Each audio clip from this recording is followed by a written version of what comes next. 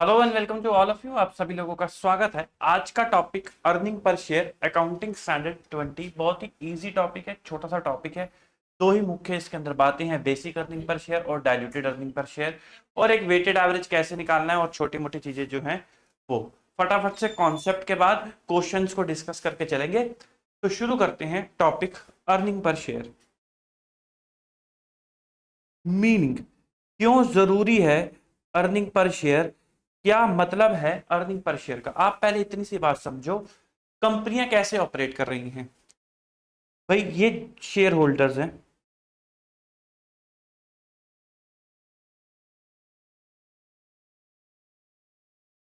ये पैसा देते हैं कंपनीज को। गिव मनी टू कंपनी, और कंपनी बदले में इनको क्या देती है, शेयर्स। शेयर किसके अंदर, कंपनी के अंदर, मतलब कंपनी के प्रॉफिट्स के अंदर। ये सिस्टम है भाई। आप कंपनी को पैसे देते हो, कंपनी आपको शेयर देती है, कंपनी उस पैसे से, जो आपने पैसा दिया होता है, उससे बिजनेस करती है, उस बिजनेस से प्रॉफिट कमाती है, और वो प्रॉफिट का कुछ हिस्सा आपका होता है। तो AS20 ये बोलता है कंपनीज को कि आपको, शेयर होल्डर्स को ये बताना है कि आपने उनके लिए कितना कमाया ऑन अ पर शेयर बेसिस। मैंने आपको क्लास 1 में भी बताया था AS1 की, कि आपका जो वो है कोर्स है, वो एडवांस अकाउंटिंग तो गलत नाम है, उसका सही नाम फाइनेंशियल रिपोर्टिंग होना चाहिए।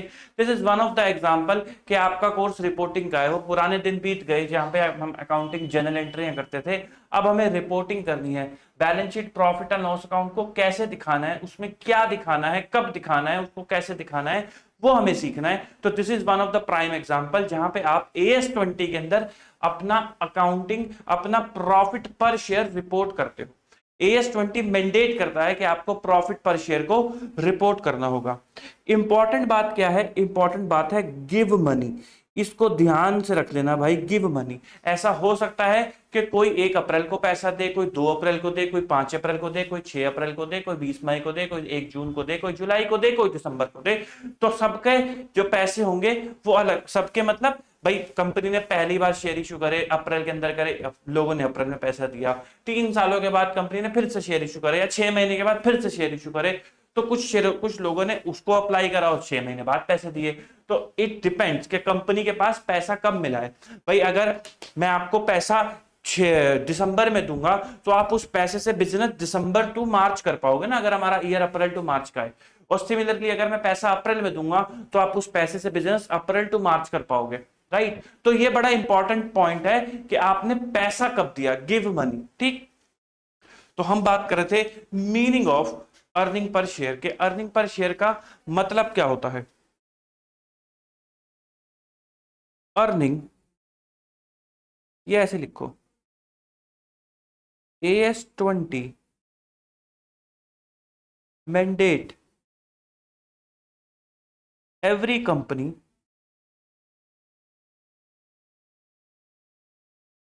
to disclose its earning per share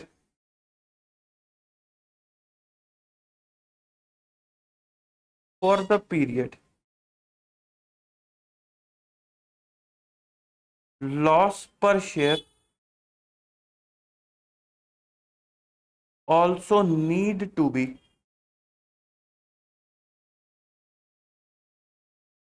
disclose. भाई लॉस पर शेयर भी आपको डिस्क्लोज करके चलना होता है। नंबर 2, कंसोलिडेटेड फाइनेंशियल स्टेटमेंट, या ऐसे लिखो, EPS ऑफ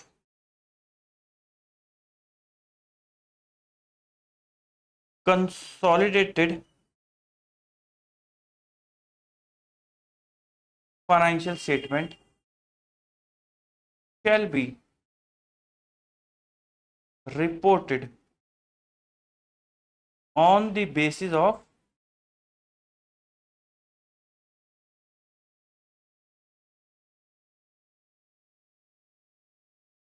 कंसोलिडेटेड रिजल्ट।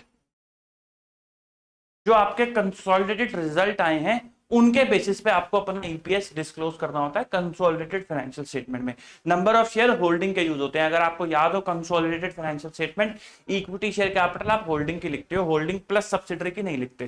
तो नंबर ऑफ शेयर होल्डिंग के यूज होते हैं, प्रॉफिट कंसोलिडेटेड पूरे ग्रुप का यूज होता है, क्योंकि वहां पे हम उन्हें ये बता रहे होते हैं कि भाई तुम्हारे पैसे जो फर्दर आगे ग्रुप्स में लगे हुए हैं, फर्दर आगे सब्सिडरी एसोसिएट, उन सब का प्रॉफिट जोड़ जड़ा करके हमने जो कमाया है पर शेयर बेसिस पे इतना कमाया है, this is what we are actually reporting to our shareholder. ठीक। फिर उसके बाद टाइप्स ऑफ ईपीएस। भाई साहब ईपीएस दो तरीके का होता है।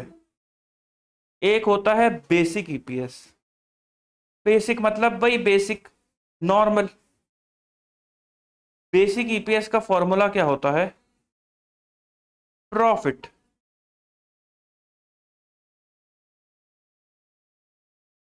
Attributable to equity share holder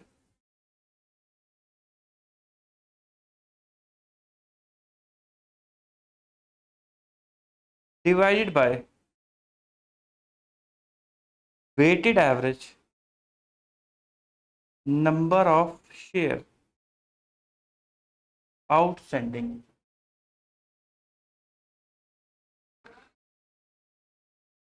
profit attributable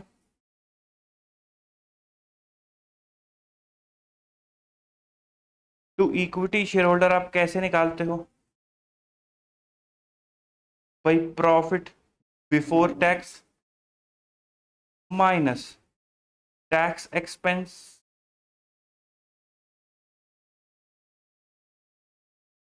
इससे आ गया प्रॉफिट बिफोर टैक्स और माइनस कर दिए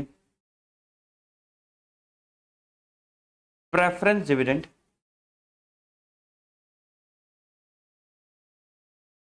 इफ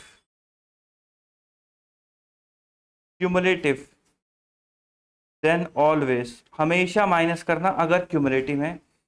इफ नॉन क्यूमुलेटिव, अगर नॉन क्यूमुलेटिव है तो कब माइनस करोगे? When declared.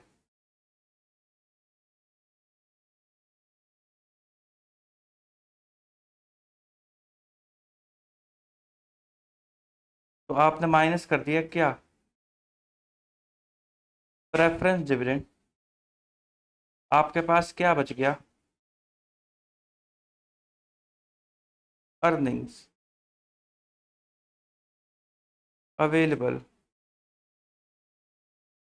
To equity share holder. Earning available to equity share holder का मतलब सिंपल ये होता है कि जो कंपनी ने कमाया उसमें से जिसका जो बनता है वो दे दे, तो जो बच जाएगा वो इक्विटी वालों का बच जाएगा। कंपनी ने कमाया प्रॉफिट बिफोर टैक्स, ये जो भी अमाउंट कमाया होगा प्रॉफिट बिफोर टैक्स, उसमें से सरकार को टैक्स दे दिया तो बचा PAT.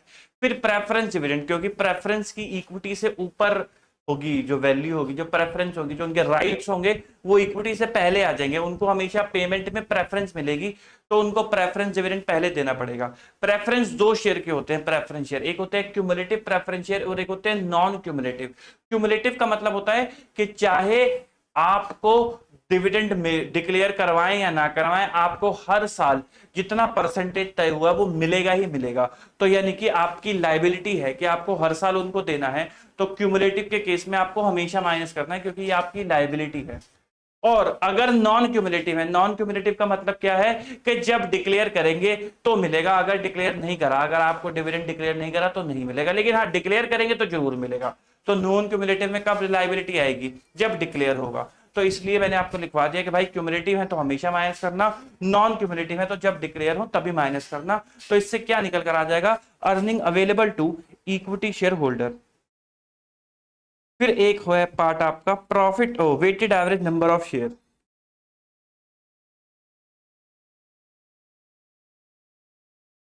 Weighted average number of shares. Weighted average number of shares का मतलब क्या होता है भाई? मैंने आपको क्या बताया था कि कंपनी पैसे कब दे रही है ये रेलेवेंट है भाई, जरूरी है। आप किसी से ये नहीं कह सकते कि भाई साहब मैंने तो आपको पैसे 1 जनवरी को दिए थे, तो 3 महीने बाद बताओ आपने साल भर में मेरे लिए कितना कमाया। दिस इज रॉन्ग ना। तो अगर आपने पैसे 3 महीने में दिए थे और आप कमाई का हिस्सा साल भर का पूछ रहे हो, तो हम आपके 3 महीने पैसे के जो पैसे हैं उसका वेट कम कर देंगे, ताकि हमें पता चल सके कि अगर आप पैसे साल में देते तो कितने देते। ठीक, तो वही मतलब है वेटेड एवरेज का। ये कैसे निकालना होता है आपको, इसको नंबर लाइन के थ्रू समझो। एक व्यक्ति ने, मतलब ग्रुप शेयर होल्डर ने 1 अप्रैल 24 को पैसे दे रखे थे, तो उसका वेट क्या होगा, उसका वेट होगा 12 मंथ का। तो नंबर ऑफ शेयर्स इंटू 12/12। एक बंदे ने पैसे दिए 1 जुलाई 2024 को, तो उसका वेट क्या होगा भाई, उसने इतने पीरियड के लिए पैसे दिए, तो नंबर ऑफ शेयर्स इनटू जुलाई अगस्त सितंबर अक्टूबर नवंबर दिसंबर जनवरी फरवरी मार्च, उसने 9 महीने के लिए पैसे दिए, इसको बोलते हैं वेट कर देना।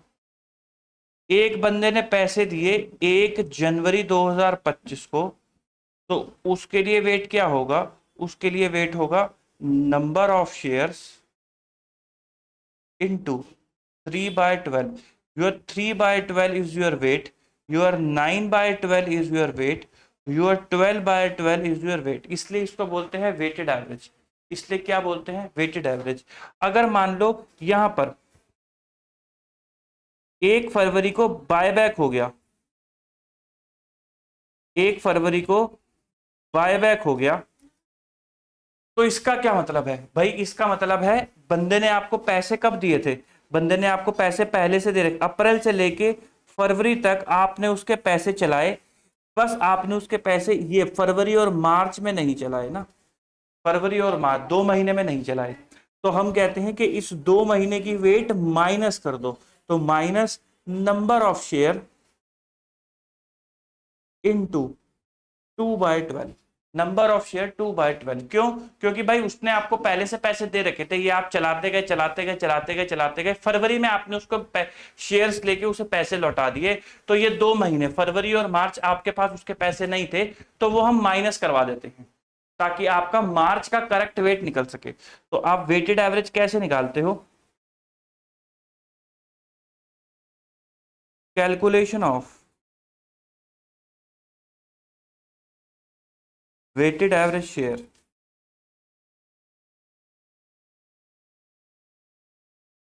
वेटेड एवरेज शेयर आप कैसे निकालते हो, नंबर ऑफ शेयर्स आउटस्टैंडिंग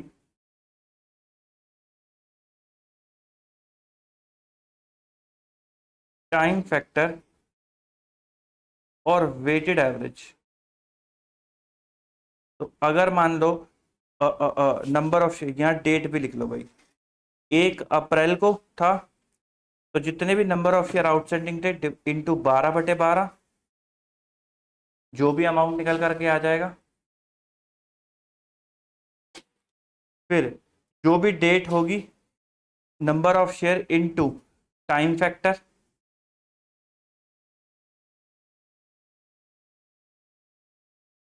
अगर बाय बैक होगा तो आपको नंबर ऑफ शेयर नेगेटिव लेने पड़ेंगे और टाइम फैक्टर भी लेना पड़ेगा आफ्टर बायबैक वाला,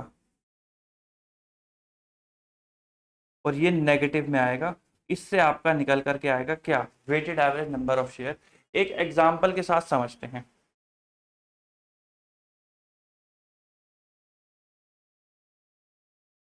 example, A limited has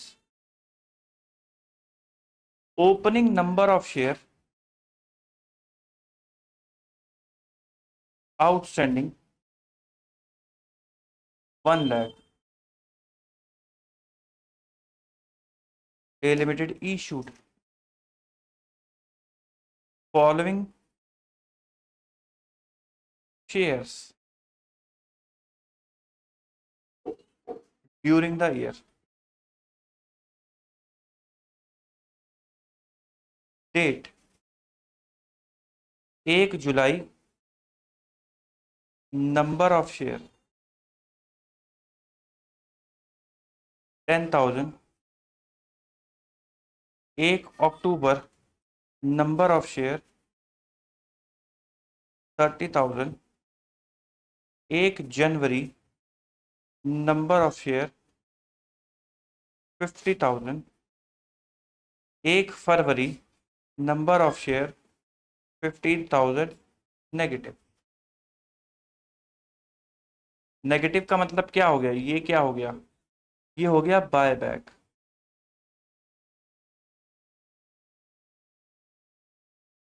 calculate weighted average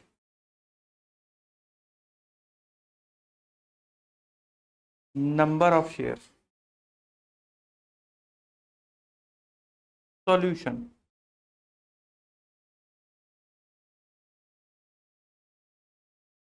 calculation of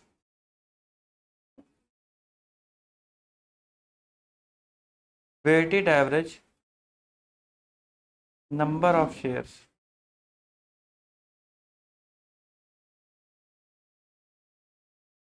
तो भाई साहब ओपनिंग कितने थे, 1 लाख शेयर, 12/12 प्लस और इशू करे 10,000 शेयर। जुलाई अगस्त सितंबर अक्टूबर नवंबर दिसंबर जनवरी फरवरी मार्च 9/12। अक्टूबर में फिर से इशू करे 30,000 शेयर, अक्टूबर नवंबर दिसंबर जनवरी फरवरी मार्च 6/12। जनवरी में फिर से इशू करे 50,000 शेयर, जनवरी फरवरी मार्च 3 महीने। माइनस 15,000 शेयर फरवरी में बायबैक करे तो फरवरी और मार्च 2 महीने।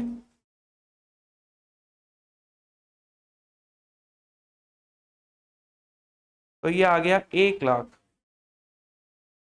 प्लस, कैलकुलेटर कहाँ है जी, plus 10,000 into 9/12 7500 plus 30,000 into 6/12 15,000 plus 50,000 into 3/12 12,500 15,000 into 2/12 2500। 1 lakh plus 7500 plus 15,000 plus 12,500 minus 2500 1,32,500। 1,32,500।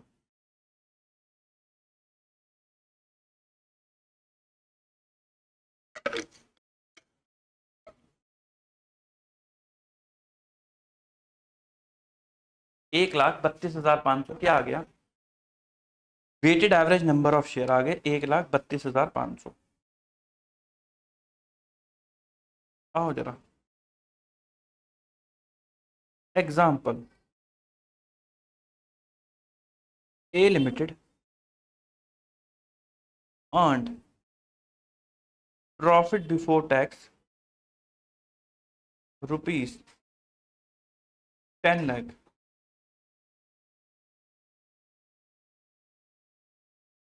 Tax rate 30%।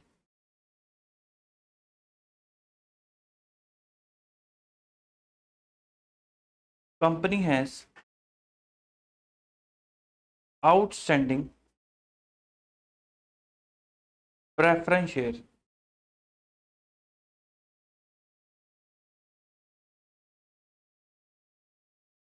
Cumulative preference share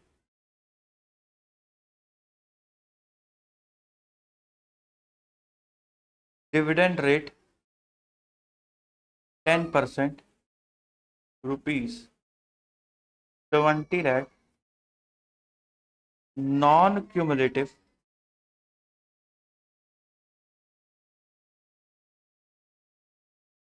preference share dividend rate 15% ₹10 lakh. No dividend has been declared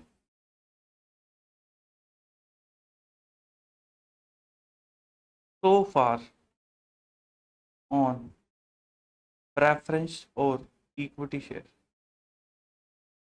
किसी पे भी कोई भी डिविडेंड डिक्लेयर नहीं हुआ है। सॉल्यूशन, आपको निकालना है basic earning per share. Basic EPS is equal to earning available for equity share holder divided by weighted average number of share. थोड़ा सा स्पेस छोड़ के लिखते हैं।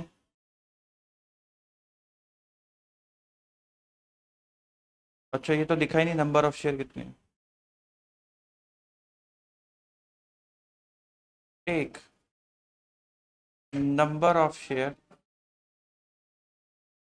From above example।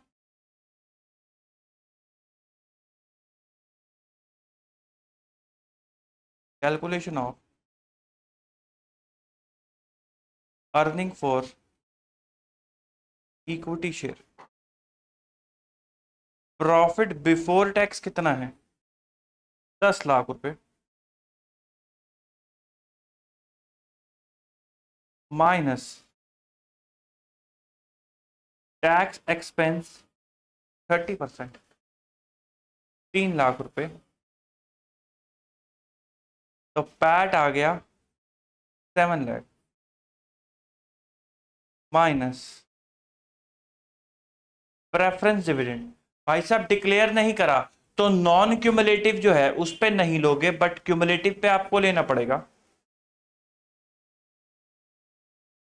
20 लाख का 10%, 2 लाख। तो earning for equity share holder हो गया 5 लाख। तो यहां आप लिखोगे 5 lakh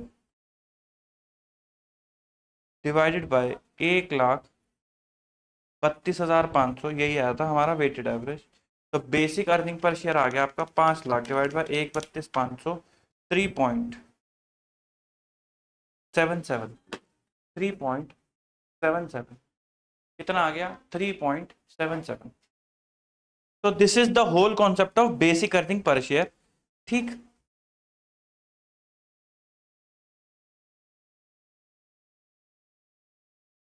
basic earning per share. अगली हेडिंग हम कैसे लिख रहे थे? रेड पेन से लिख रहे थे क्या? नहीं, हम इस पेन से लिख रहे हैं। ए हमने डाला था बेसिक पर शेयर।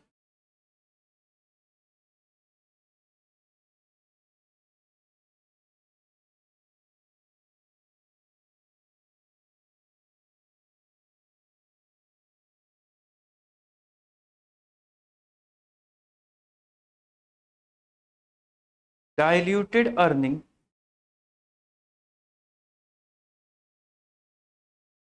पर शेयर, इसको क्या बोलते हैं? इसको बोलते हैं DEPS, diluted earning per share. Diluted earning per share निकालते कैसे हो? आप निकालते हो adjusted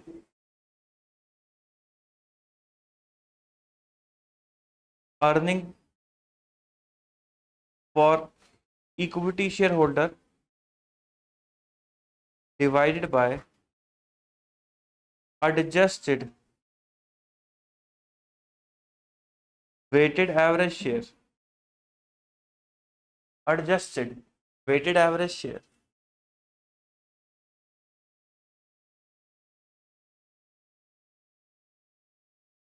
adjusted earning for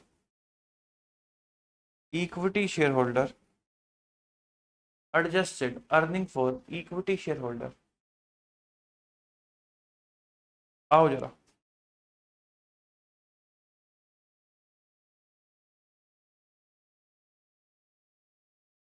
earnings available for equity shareholder, add interest expense into 1 minus tax rate। एक तो ये आप ऐड कर देते हो और ऐड कर देते हो आप प्रेफरेंस डिविडेंड। इससे क्या निकल कर आ जाता है आपका, ऐड एनी अदर इनकम और expense impact of potential equity shares, net of any taxes, net of any taxes. इससे निकल कर आ जाता है आपका एडजस्टेड अर्निंग पर शेयर।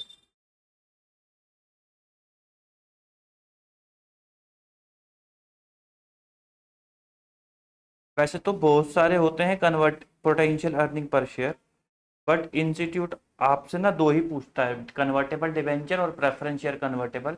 तो इसलिए मैंने वही लिखवाया, और अगर कुछ पूछे तो उसका मैंने नोट लिखवा दिया, बाकी हम एग्जांपल्स के थ्रू प्रैक्टिस करेंगे। Meaning of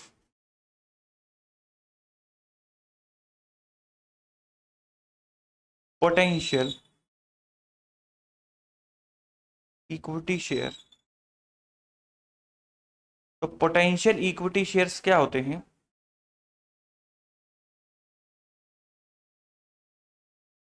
instrument issued today or in past and have a right to convert them into equity shares in future। भाई मैंने आज ऐसे कुछ इंस्ट्रूमेंट इशू कर रखे हैं जिनके पास फ्यूचर में इक्विटी शेयर्स में कन्वर्ट होने का राइट है, या तो कन्वर्ट होने का या उनके बदले उनको इक्विटी शेयर मिलेंगे, जैसे convertible debenture, share warrant, convertible preference share, वो सब इसकी डेफिनेशन में आ जाते हैं। एग्जांपल,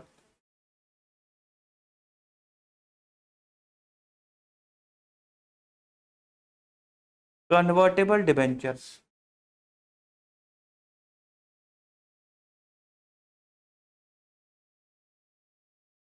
कन्वर्टेबल प्रेफरेंस शेयर्स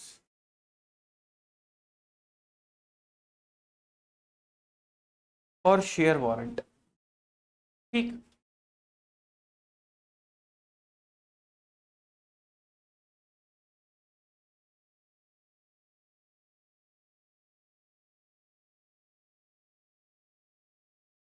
इसके आगे लिख लो, कन्वर्टेबल डिबेंचर्स के केस में आएगा ये, और ये आएगा कन्वर्टेबल प्रेफरेंस शेयर के केस में। फिर उसके बाद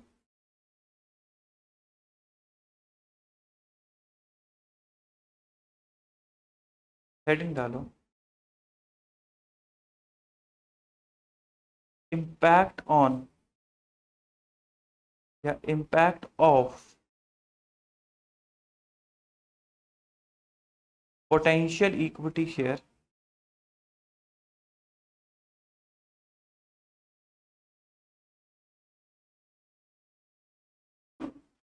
to earning available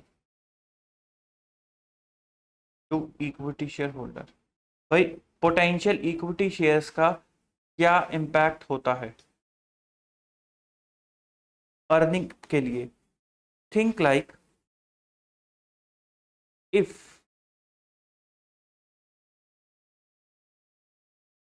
potential equity share are actual equity today, then what would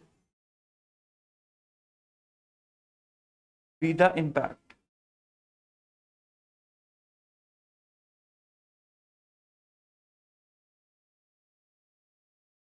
Convertible debenture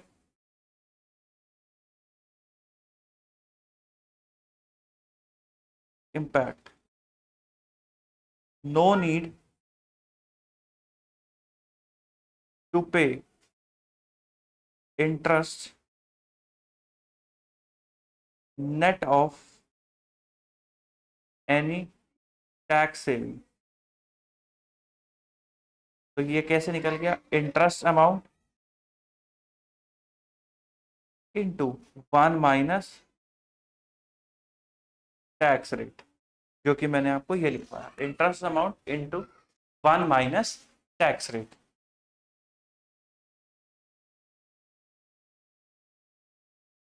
preference dividend, वो preference convertible preference share,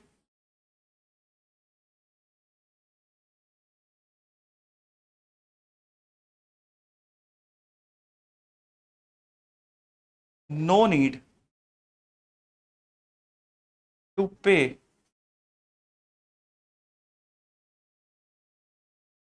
any preference dividend।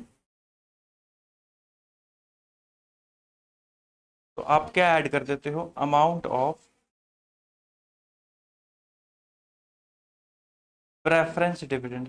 Preference पे दिया गया डिविडेंड टैक्स डिडक्टेबल नहीं होता, इसलिए नेट ऑफ टैक्स करने की जरूरत नहीं होती। आप हमेशा पैट के बाद लिखते हो प्रेफरेंस डिविडेंड को, क्योंकि उसकी कोई टैक्स की डिडक्शन नहीं मिलती, तो इसलिए आपको उसको नेट ऑफ टैक्स करने की जरूरत नहीं पड़ती।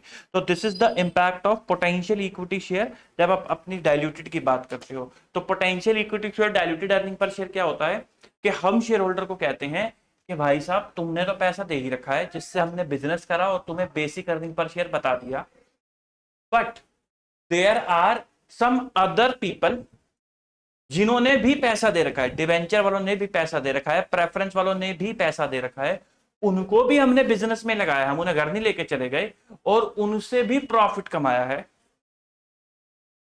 उनको अभी इक्विटी नहीं दी है, बट उनको बाद में इक्विटी देंगे।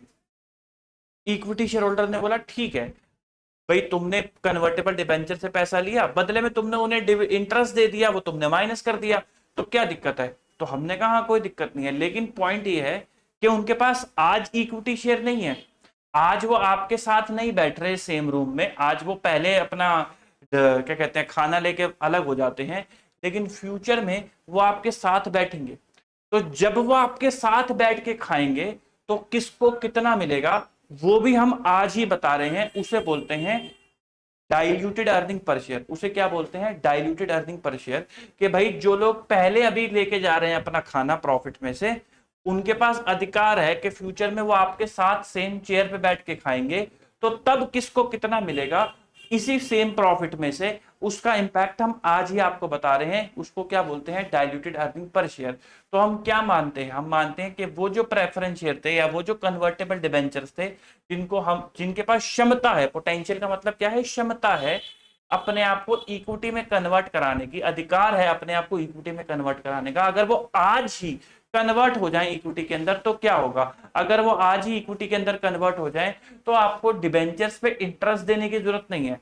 डिबेंचर्स का इंटरेस्ट टैक्स डिडक्टेबल होता है, तो मैंने कहा अपना इंटरेस्ट ऐड कर दो, क्योंकि अब आपको ये देने की जरूरत नहीं है, लेकिन जो टैक्स बच रहा था वो आपका नुकसान भी होगा, तो नेट ऑफ टैक्स करना ऐड, तो वो आप ऐड कर दोगे। अगर जो preference share convertible preference share dividend से इक्विटी शेयर होल्डर से पहले डिविडेंड लेके जा रहे थे, यदि वो आज इक्विटी बन जाए तो उनको डिविडेंड नहीं देना पड़ेगा, तो उनका प्रेफरेंस डिविडेंड जो है ऐड कर दो, क्योंकि उन्हें कोई डिविडेंड अब नहीं देना पड़ेगा, क्योंकि हम क्या मान रहे हैं कि वो आज ही इक्विटी है।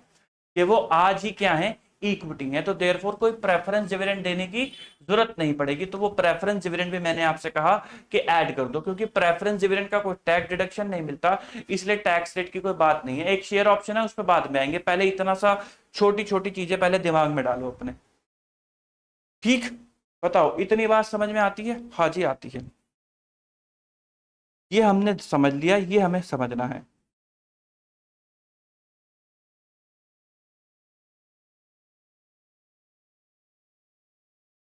Adjusted weighted average number of share,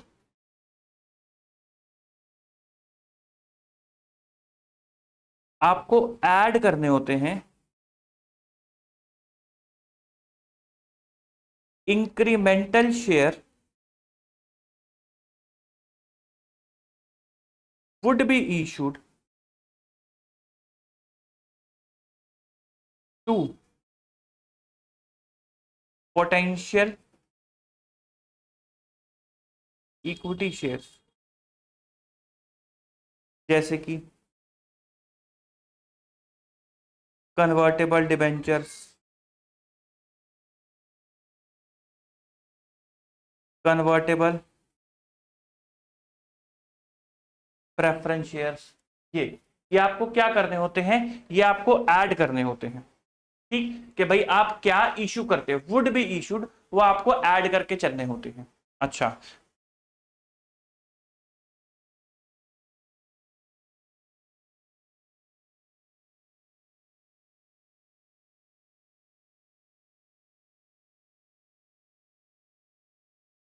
there weighted time factor shall also considered. भाई उन्होंने कब पैसा दिया वो भी तो डिपेंड करता है ना, जैसे बेसिक में करता था। सर थोड़ा समझाओ, आओ जरा ऐसे समझो।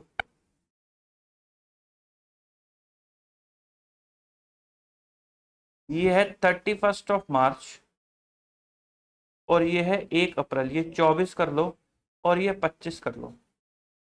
आपने यहां पे इशू करे 1 जुलाई 2023 में इशू करे थे कन्वर्टेबल डिबेंचर्स ₹1,00,000 के। तो डिबेंचर्स ने पैसा कब दे दिया था? 1 लाख रुपए का पैसा जुलाई 23 में दे दिया था, कोई दिक्कत वाली बात नहीं है।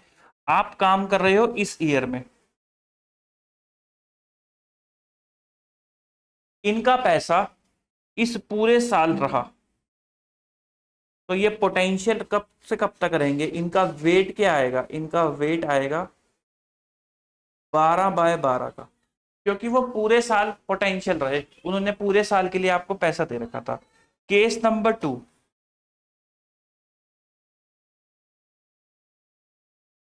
ये है 1 अप्रैल 2024 और ये है 31 मार्च 2025। आप इस साल के लिए काम कर रहे हो और कन्वर्टेबल डिबेंचर्स इशू हुए हैं यहां पर 1 जुलाई 2024 को। कन्वर्टेबल डिबेंचर्स ₹1,00,000 के। मुझे बताओ उन्होंने पैसे कब दिए? सर उन्होंने पैसे जुलाई 24 में दिए, साफ साफ दिख रहा है। क्या वो इस पीरियड में पैसे दे रखे थे? उन्होंने एग्जिस्ट करते थे इस पीरियड में? नहीं सर, वो नहीं करते थे। तो उन्होंने पैसे पोटेंशियल वो कब से कब तक रहेंगे? सर वो यहां से यहां तक रहेंगे। तो उनका वेट क्या लोगे आप? 9/12, जुलाई अगस्त सितंबर अक्टूबर नवंबर दिसंबर जनवरी फरवरी मार्च, 9/12।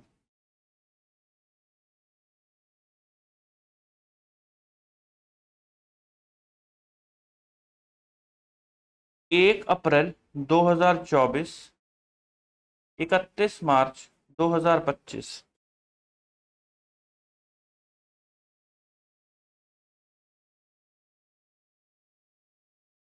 कन्वर्टेबल डिबेंचर इशू करे 1 जुलाई 2023 में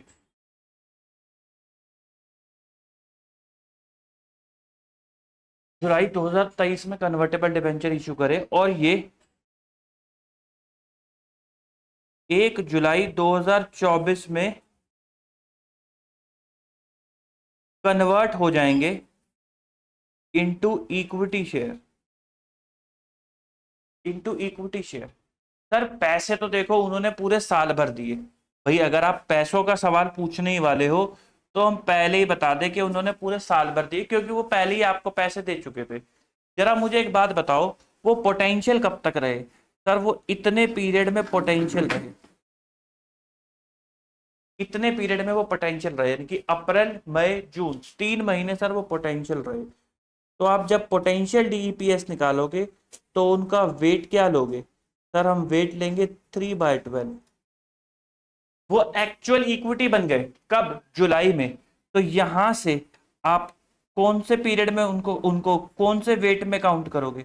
यहां से तो बेटा वो एक्चुअल इक्विटी बन गए तो वो बेसिक में ही आ जाएंगे। तो यहां से वो बेसिक के वेट में आ जाएंगे, बेसिक ईपीएस में उनका पार्ट होगा। और वेट क्या लोगे? वेट लोगे आप 9/12। तो आई होप आपको समझ आया होगा कि आपको adjusted weighted equity share holder में वेट कब से लेना है, ठीक, और क्या टाइम फैक्टर लेना है। हम एग्जांपल के थ्रू भी समझेंगे, बट था पहले कॉन्सेप्ट फिर एग्जांपल, ठीक है, फिर सवाल। Example,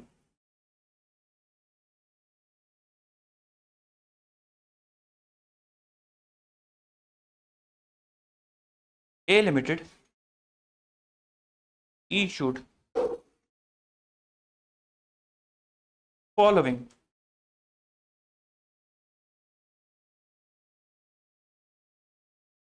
potential equity shares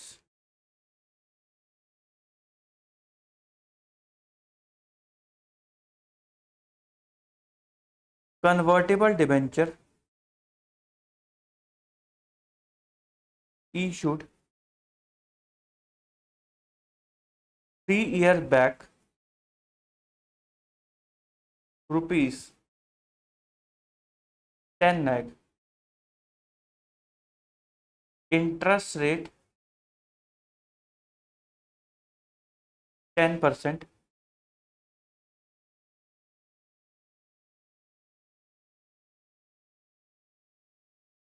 converted into 50,000 shares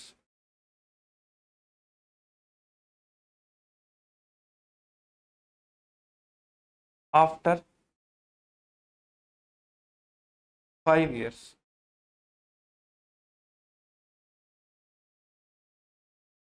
B,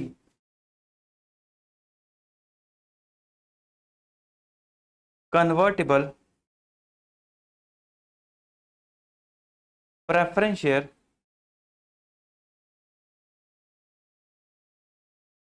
last year, rupees 5 lakh, dividend rate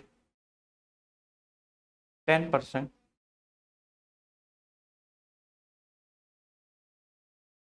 convertible into 1 lakh equity share on 1 July 2000 on 1 January 2025।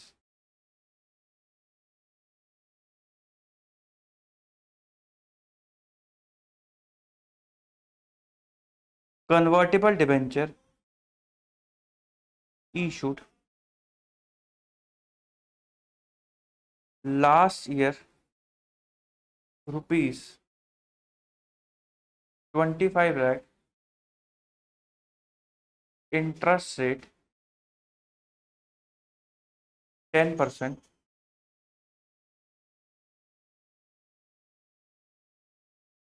convertible into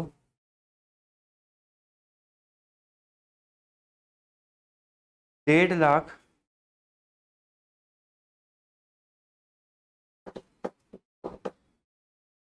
या इशूड इन करंट ईयर कर दो ना।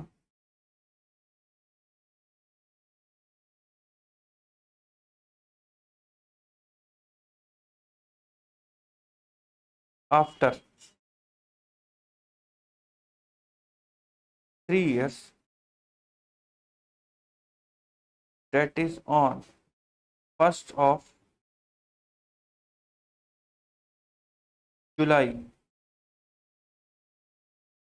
27। तो आओ जरा,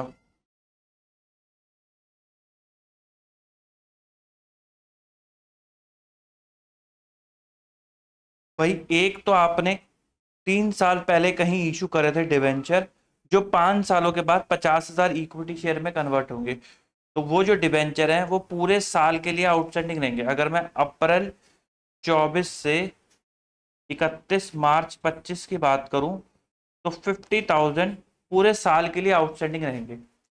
फिर कुछ प्रेफरेंस शेयर आपने यहां पर इशू करे थे लास्ट ईयर, जो जनवरी के अंदर 1 जनवरी 2025 के अंदर कन्वर्ट हो जाएंगे। कितने में कन्वर्ट हो जाएंगे?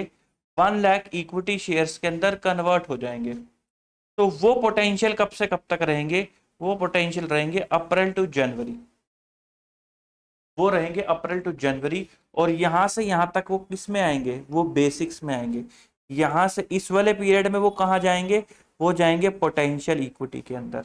फिर उसके बाद एक डिबेंचर आपने करंट ईयर में इशू करे जो 3 साल के बाद कन्वर्ट होंगे जुलाई 27 में। तो यानी कि इशू कब करे होंगे? 1 जुलाई 24 को। तो यानी कि यहां पर 1 जुलाई 24 को आपने इशू करे होंगे। तो वो इस पीरियड में तो थे ही नहीं। पोटेंशियल कब से कब तक रहेंगे? यहां से यहां तक। ठीक। तो calculation of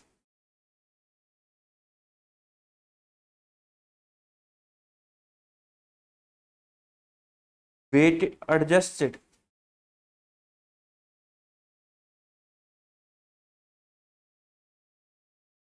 weighted average number of share. इसमें एक लाइन और लिख लो,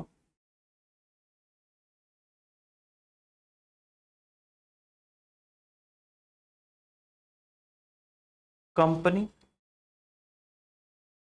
has outstanding 10 lakh equity share at beginning. ठीक है। तो वेटेड एवरेज आप कैसे निकालोगे? आप कहोगे भाई साहब 10 लाख शेयर्स हैं बिगिनिंग में, 12/12। फिर उसके बाद जनवरी के अंदर कन्वर्ट हो गए 1 lakh share, plus 1 lakh share convert हो गए जनवरी के अंदर इंटू 3/12, 3 महीने के लिए। तो ये भाई जनवरी में कन्वर्ट हुए तो अप्रैल जनवरी फरवरी मार्च 3 महीने के लिए तो रहे वो आउटस्टैंडिंग। तो इसलिए इंटू 3/12। ये क्या आ गया? ये आ गया आपका बेसिक वाला, फॉर बेसिक। अगर फॉर डाइल्यूटेड निकालना है तो आप ऐड करोगे क्या? पोटेंशियल का इंपैक्ट 50,000 इंटू 12/12। और क्या ऐड करोगे? और आप ऐड करोगे जो जुलाई में इशू करे। तो जुलाई में कितने इशू करे? 1.5 लाख, प्लस 1.5 लाख इंटू 9/12। और एक चीज ऐड होगी, 1 लाख इंटू 9/12। ये है पोटेंशियल। देखो जरा, 1 लाख 3 भी इधर आ गया और 9 भी, यानी कि आपके मन में था ना भाई, भाई 1 लाख रहे तो सर पैसे तो उसने पूरे साल के दिए रखे थे 1 लाख वाले ने। तो मैंने आपको कहा कि इतने से इतने पीरियड तक वो पोटेंशियल रहा, यानी कि 9 महीने के लिए। देखो जी, अप्रैल मई जून जुलाई अगस्त सितंबर अक्टूबर नवंबर दिसंबर, 9 महीने के लिए वो पोटेंशियल रहा। 3 महीने के लिए वो बेसिक के अंदर चला गया, 3 महीने के लिए वो बेसिक के अंदर चला गया। और 50,000 जो था आपका, वो तो पूरे 12 महीने के लिए था। जो जुलाई में आया उसको तो आना ही, इस पीरियड में तो वो एग्जिस्ट ही नहीं करता था। तो वो 9 महीने के लिए रहा, जुलाई अगस्त सितंबर अक्टूबर नवंबर दिसंबर जनवरी फरवरी मार्च। तो जुलाई वाला भी 9 महीने के लिए चला गया। तो अगर आप बेसिक इक्विटी पर शेयर निकालोगे तो आप खाली ये लोगे, 1 लाख इंटू 3/12, 25,000। तो आप लोगे वेटेड एवरेज शेयर 1,25,000 के। लेकिन अगर आप डाइल्यूटेड अर्निंग पर शेयर निकालोगे तो आपको ये भी लेना पड़ेगा साथ में, 1.5 lakh into 9/12 plus 1,12,500 plus 75,000।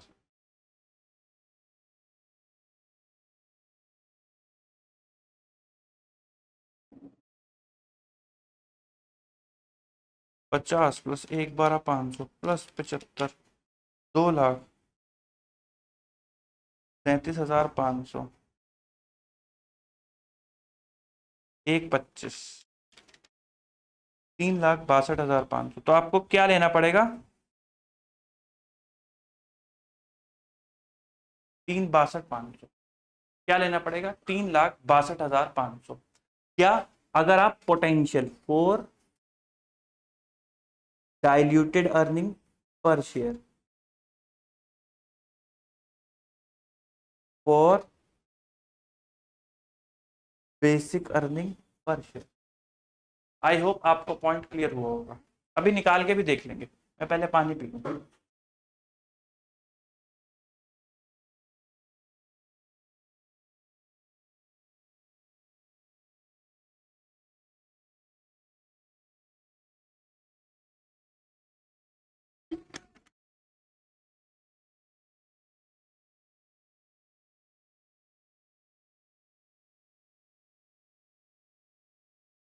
Example, following are the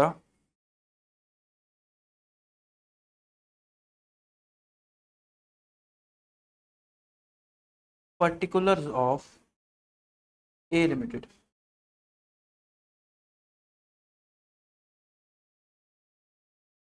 for the year 24-25।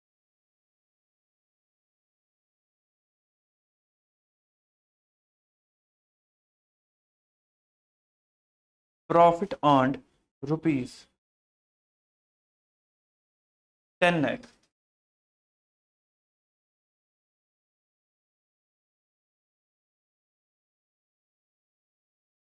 Opening outstanding equity share 1 lakh. ये जो प्रॉफिट है ये प्रॉफिट बिफोर टैक्स है।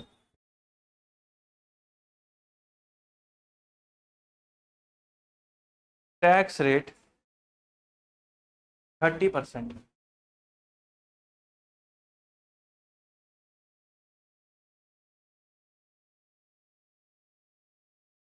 Tax rate 30% on 1 July 24। Company issued 12% convertible debentures of ₹10 lakh. These debentures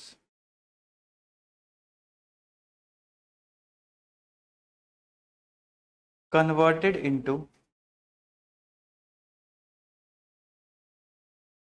50,000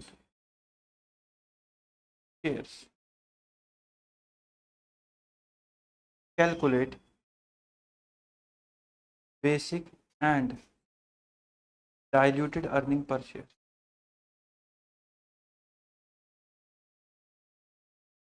solution,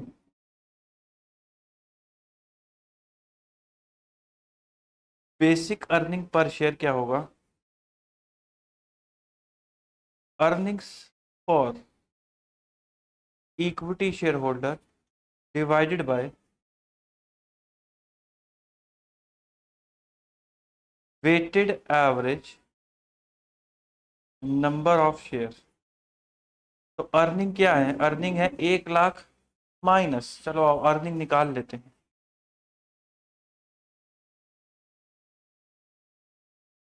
earning for equity share holder profit before tax कितना था? 10 लाख रुपए।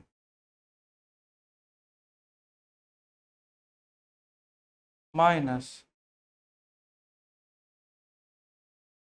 Tax rate 30%, 3 lakh. तो PAT कितना आ गया? पैट आ गया 7 लाख रुपीज का। बस प्रेफरेंस है नहीं, कन्वर्टेबल डिवेंचर है, तो यही हो गया क्या? Earning available for equity share holder. तो 7 lakh divided by weighted average number of share कितने हैं? 1 लाख। तो बेसिक अर्निंग पर शेयर कितना आ गया? 7 पर शेयर। ठीक है। डाइल्यूटेड अर्निंग पर शेयर होता है adjusted earning for equity share holder divided by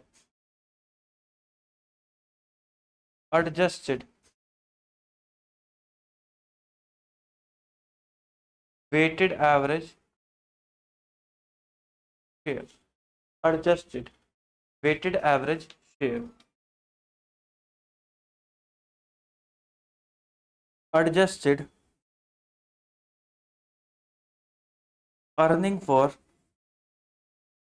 equity share holder. PAT होगा 7 लाख। इसके अंदर क्या ऐड करोगे? डिबेंचर्स के इंटरेस्ट का इम्पैक्ट। बताओ डिबेंचर का इंटरेस्ट कितना होगा? भाई इशू ही जुलाई में करे हैं, पूरे साल का इंटरेस्ट मत ले लेना। जब जुलाई में इशू करे हैं तो 9 महीने का ही ब्याज दिया होगा ना। तो 10 लाख का 12%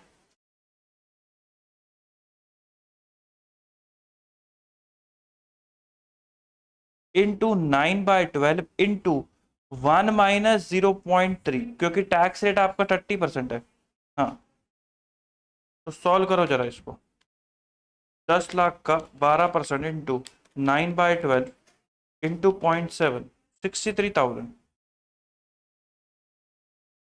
तो एडजस्टेड अर्निंग आ गई 7,63,000। हमने डिबेंचर इंटरेस्ट ऐड कर दिया, क्योंकि अगर डिबेंचर है नहीं, इक्विटी शेयर हैं, तो डिबेंचर इंटरेस्ट भी कैसे आएगा? तो इसलिए जितना डिबेंचर इंटरेस्ट इस प्रॉफिट में से माइनस हो रखा होगा वो मैंने ऐड कर दिया आफ्टर टैक्स। 7,63,000 डिवाइडेड बाय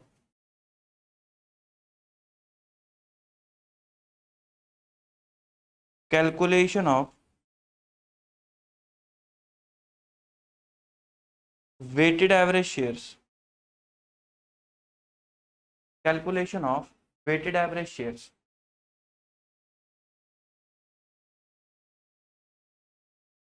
तो भाई साहब आपके पास 1 लाख शेयर हैं, इंटू 12/12 प्लस पोटेंशियल का इम्पैक्ट कितना है? 50,000 शेयर इंटू 9/12, तो 1 lakh plus 50,000 into 9/12, 37,500। 1,37,500। 763 divided by 1,37,500, 5.55। ये क्या आ गया? ये आ गया आपका diluted earning per share. Diluted earning per share.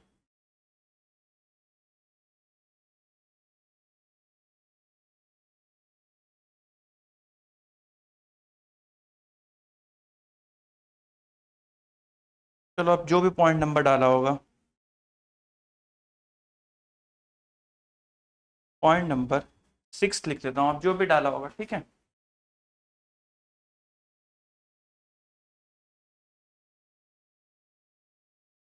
Bonus share.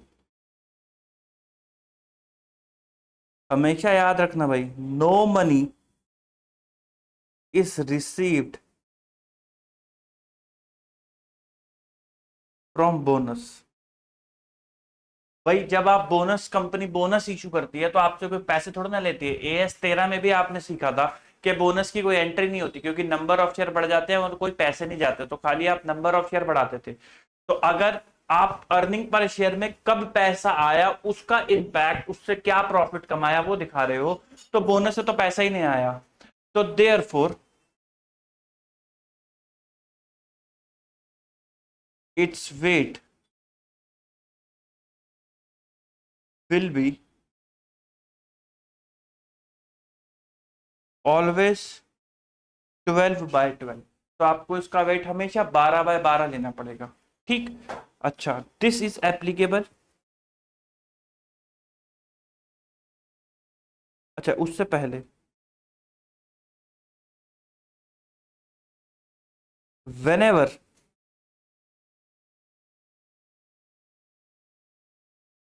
bonus is there,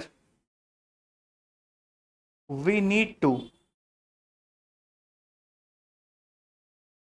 recalculate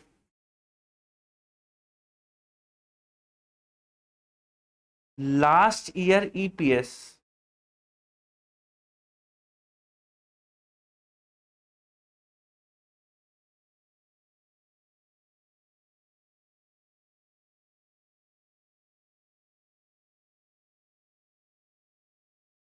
called as restated EPS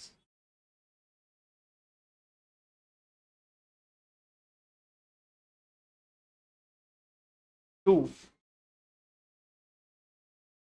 disclose the impact of bonus। तो आपको पिछले साल का ईपीएस दोबारा कैलकुलेट करके दिखाना पड़ता है, जिसको आप क्या बोलते हो, रीस्टेटेड ईपीएस। क्योंकि आप ये दिखाते हो, कल को शेयर होल्डर कहेगा भाई पिछले साल का ईपीएस तो 10 था, इस साल का 8 कैसे हो गया, हमने तो कुछ करा नहीं, आपने तो खराब काम कर रहे हो। तो आप पिछले साल का भी दिखाते हो कि भाई साहब अगर यही बोनस पिछले साल होता, क्योंकि हमें पैसे तो मिले नहीं, हमने तो बस नंबर ऑफ शेयर बढ़ा दिए। खाली आप कैसे निकालते हो basic EPS?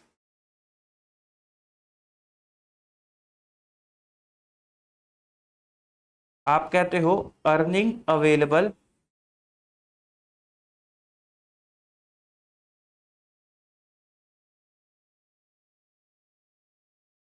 For equity divided by weighted average number of share, यही निकालते हो। अब आपने इसको तो बढ़ा दिया, लेकिन अर्निंग नहीं बढ़ी बोनस की वजह से, तो वो बोले तो फिर ईपीएस गिर जाएगा ना आपका। तो वो बोलता है कि भाई ये तो गड़बड़ है, आपने ईपीएस कैसे गिरा दिया। तो इसलिए आपको पुराना ईपीएस रीस्टेट करना पड़ता है। तो रीस्टेटेड ईपीएस कैसे निकालते हो? Restated EPS is equal to earning available for equity share holder divided by weighted average number of shares plus bonus, plus bonus. कि भाई अगर पिछले साल भी बोनस होता, ये ना लास्ट ईयर की लेनी है,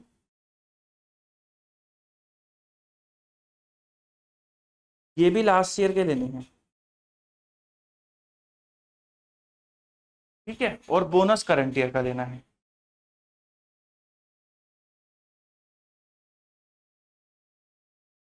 कि भाई अगर जो लास्ट ईयर की आपकी इक्विटी शेयर थे, उसमें अगर करंट ईयर का बोनस ऐड कर दे और लास्ट ईयर जो प्रॉफिट कमाया था, तो ईपीएस कितना आता, वो उसको दिखाना होता है। सिंपल, ये है बोनस का कॉन्सेप्ट। और ये बोनस में नहीं, ये हर उस ट्रांजेक्शन पे एप्लीकेबल है जिससे शेयर्स में चेंज आते हैं लेकिन पैसा नहीं आता। जैसे कंसोलिडेशन कर देना, इक्विटी शेयर्स को स्प्लिट कर देना, 100 का शेयर 10 में बना देना, 10 के शेयर 100 में बना देना, उससे भी क्या होता है, नंबर ऑफ शेयर्स में चेंजेस आते हैं बट पैसा नहीं आता। तो वो उसमें भी आपको रीसेटेड ईपीएस कैलकुलेट करके दिखाना होता है, ताकि शेयर होल्डर्स को इंपैक्ट पता चल सके। ठीक, शेयर होल्डर्स को इंपैक्ट पता चल सके। अगली हेडिंग डालो, अगली हेडिंग, अगला पॉइंट डालो।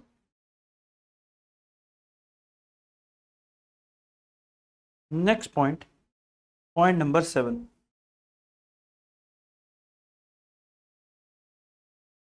Right issue, right issue, right issue में क्या होता है, कंपनीज इशू करती हैं शेयर्स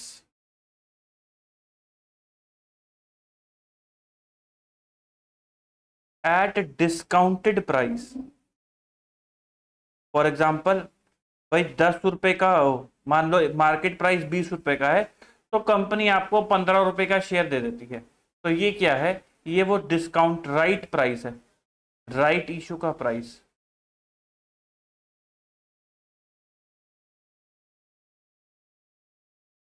और उन्होंने आपको 5 रुपए का क्या दिया, 5 रुपए का कंसेशन दे दिया, यानी कि डिस्काउंटेड प्राइस पे शेयर इशू कर दिया। तो हमें क्या निकालना होता है, हमें ये निकालना होता है कि discount in term of share कितना है। Discount in term of money कोई पूछे कितना है तो 5 रुपए आंसर है, सिंपल सी बात है भाई। इन टर्म ऑफ मनी कितना डिस्काउंट दिया तो 5 रुपए दिया। हमें निकालना है discount in term of share कितना है। ठीक, वी नीड टू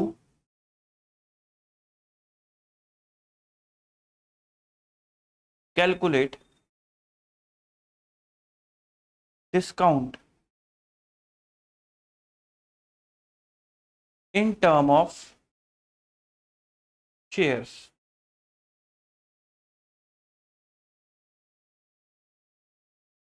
Following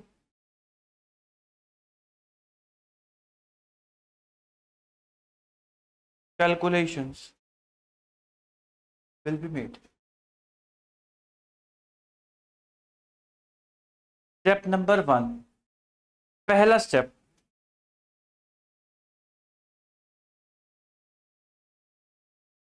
ये मैं सोच रहा हूं एक काम करते हैं, स्टेप से पहले ना एग्जांपल लिखो।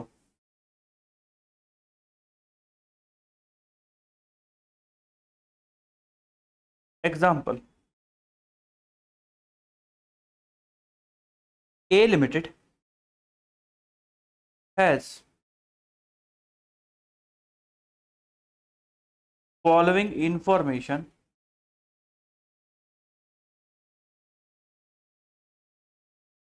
For the year 2024-25। Point number A,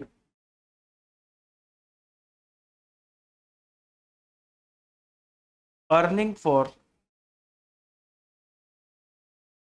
equity ₹10 lakh,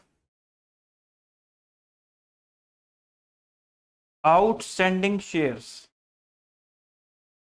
rupees sorry outstanding shares 1 lakh।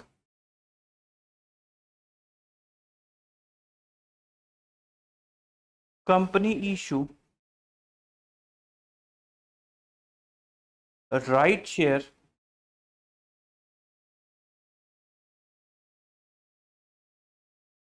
of 25,000 shares at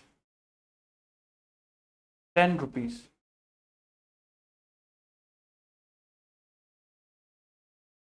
per share। The current market price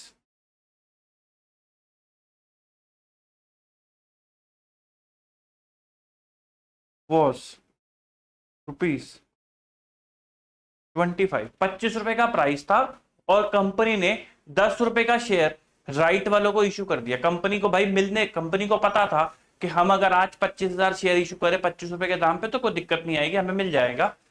लेकिन कंपनी ने अपने शेयर होल्डर को डिस्काउंट दिया, कितने रुपए का, 15 रुपए का डिस्काउंट दिया, और कहा कि आप लोग 25,000 शेयर ले लो और हमें 10 रुपए के हिसाब से पेमेंट कर दो। तो कंपनी ने शेयर 10 रुपए के हिसाब से इशू करा। ठीक, बस जी, कैलकुलेट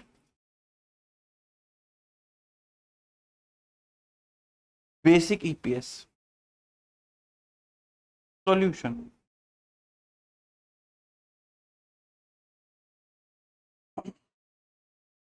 ठीक। अब जरा मुझे बात बताओ, अगर आपको याद होगा मैंने आपको AS19 में राइट की कहानी बताई थी कि जब राइट जो है मार्केट के अंदर आता है तो मार्केट का शेयर का दाम बढ़ जाता है, क्योंकि उसके अंदर राइट का अधिकार भी शामिल है। अब शेयर खरीदने वाले को सिर्फ शेयर नहीं मिलेगा, उसको वो अधिकार भी मिलेगा कि वो कंपनी से राइट 10 रुपए के हिसाब से शेयर खरीद सकता है, क्योंकि अब जिसके पास शेयर होगा उसी को ये 25,000 शेयर खरीदने का राइट मिलेगा अकॉर्डिंग टू द होल्डिंग। तो 10 रुपए पे शेयर खरीदने का अधिकार, 15 रुपए का डिस्काउंट किसको मिलेगा? जिसके पास कंपनी का शेयर होगा। तो इस वजह से कंपनी के शेयर्स का दाम ऊपर जाने लगता है। तो क्योंकि कंपनी के शेयर्स का दाम ऊपर जाने लगता है तो उसको उस प्राइस के अंदर राइट का इंपैक्ट आया था, उसको हम क्या बोलते हैं? कम राइट प्राइस। ठीक, कम राइट प्राइस।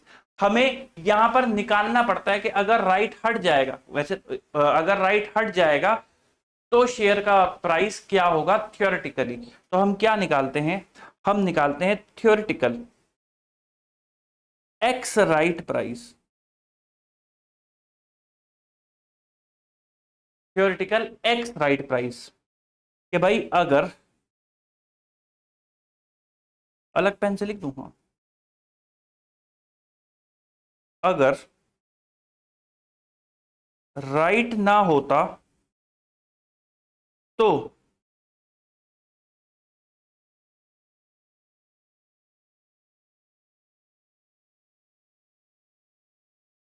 क्या प्राइस होता? अगर राइट ना होता तो क्या प्राइस होता? थ्योरेटिकल एक्स राइट प्राइस की हम बात कर रहे हैं। तो वो हम निकालते हैं current outstanding share into current mark into price पर शेयर, जो मार्केट में चल रहा है वो, प्लस आपने राइट में इश्यू करे 25,000 शेयर और 10 रुपए पर शेयर के हिसाब से आपने इतना पैसा उठाया। इसके बाद आपके टोटल शेयर हो जाएंगे 1,25,000। तो मोटे मोटे तौर पे आपके पास 25 lakh plus 2.5 lakh divided bye 1,25,000 22 रुपए का प्राइस बन के आएगा, 22 रुपीज पर शेयर। 22 रुपए का प्राइस आपके पास बन के आएगा। अगर राइट मार्केट से जब हट जाएगा, पूरा हो जाएगा, तो थ्योरेटिकल एक्स राइट कितना होगा? 22 रुपीज पर शेयर। फिर उसके बाद हम कहते हैं भाई अमाउंट कितना रेज करा? Amount raised from right. भाई हमने 25,000 शेयर इश्यू करे और 10 रुपए लिए पर शेयर होल्डर से, तो हमने 2.5 लाख रुपए इश्यू करे। फिर हम कहते हैं what would be the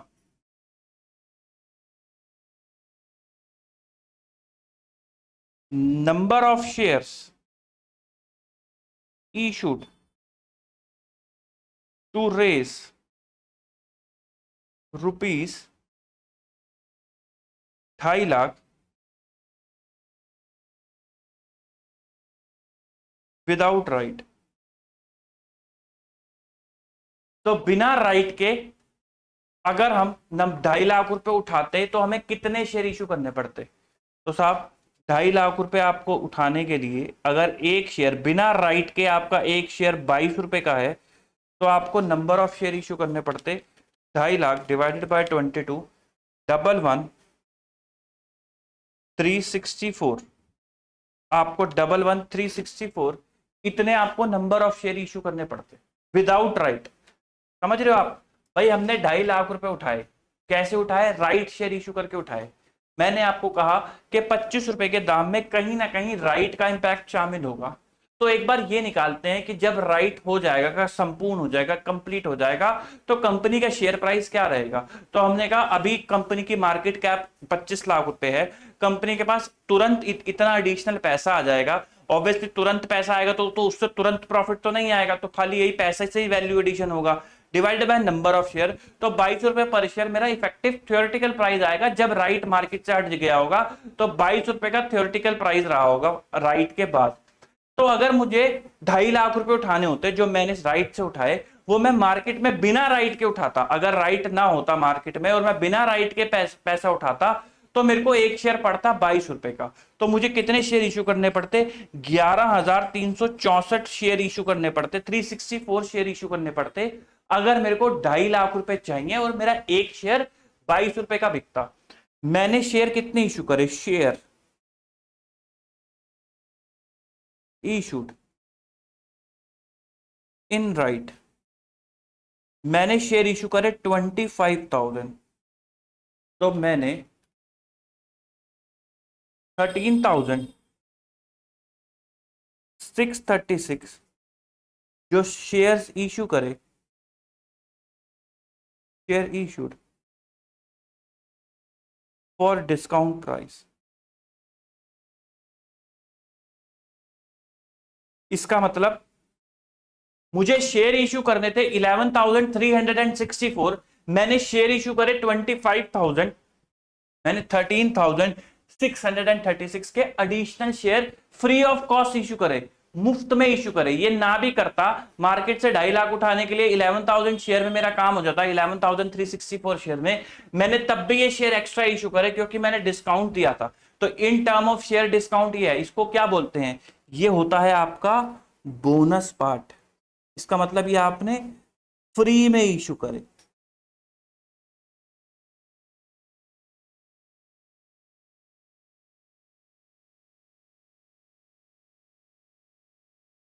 bonus part. और ये क्या है आपका पेड पार्ट, के इस चीज के आपने पैसे लेके इशू करे।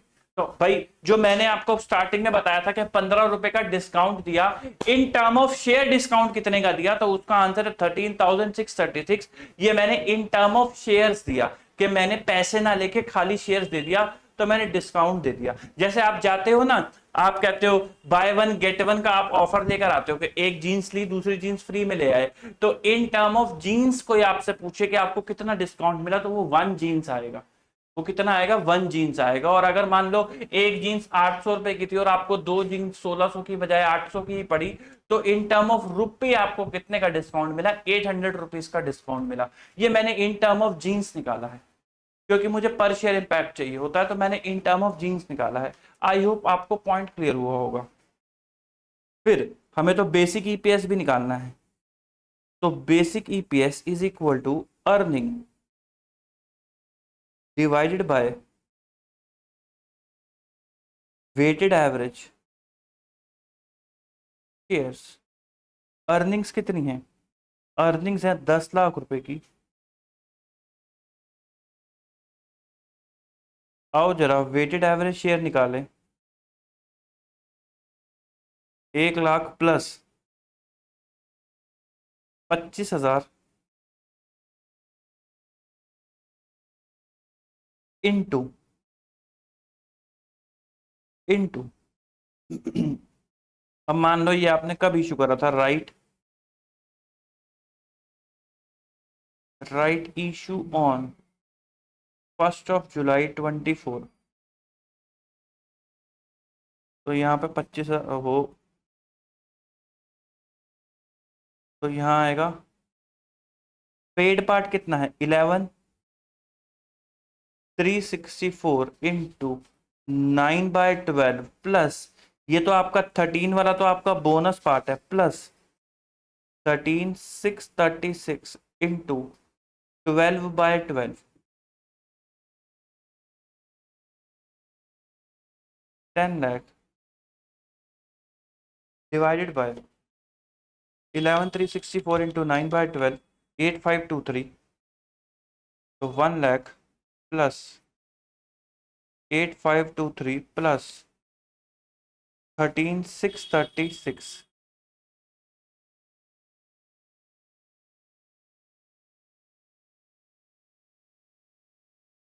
10 लाख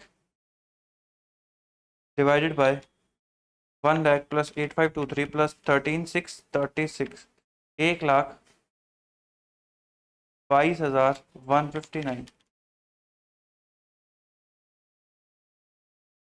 8.19, 8.19, क्योंकि इसके अंदर बोनस है। Since bonus is there, we also need to calculate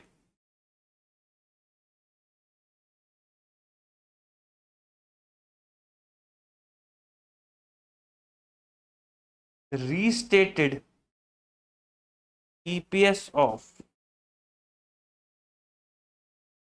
last year.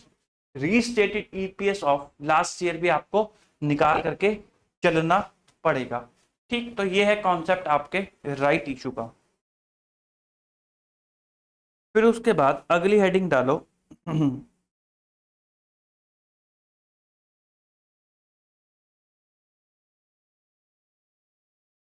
Share option. Share options,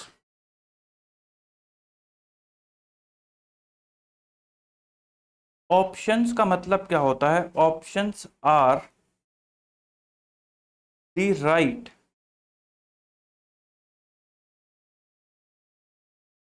या option are the instruments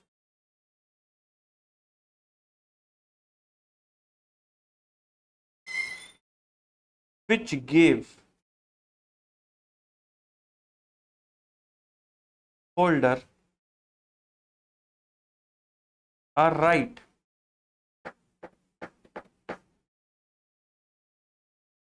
to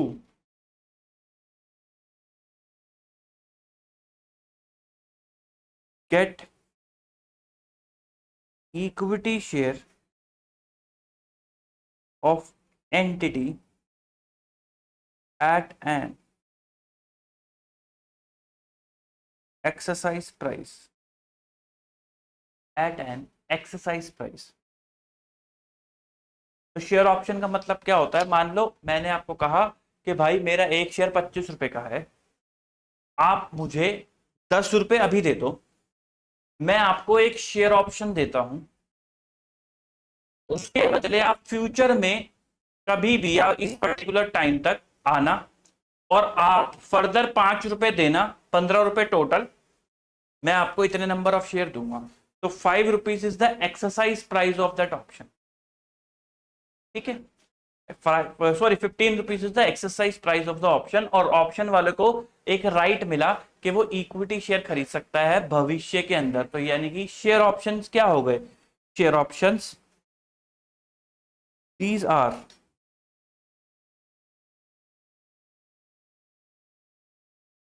potential equity share.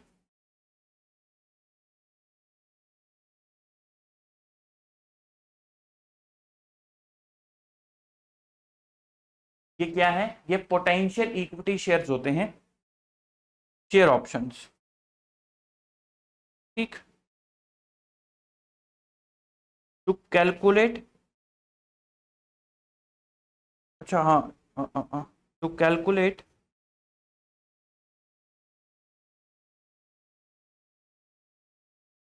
There impact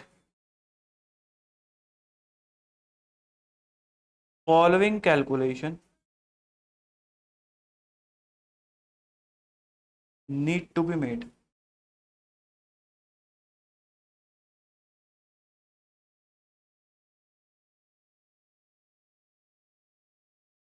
number of shares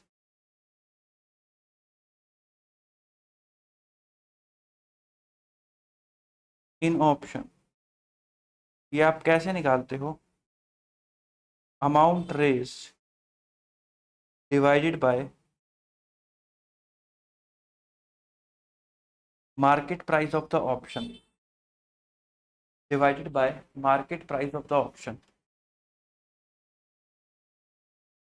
minus number of shares granted under the option।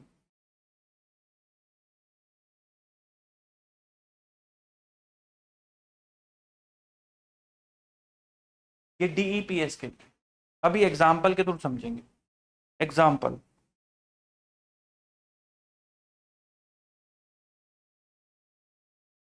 A limited, लेकिन एक चीज और लिख लो,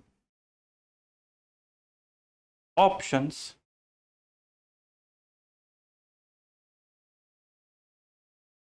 do not have any impact on profit and loss, या फिर do not have any impact on earnings for equity shareholder। Example, A limited provide you the following information,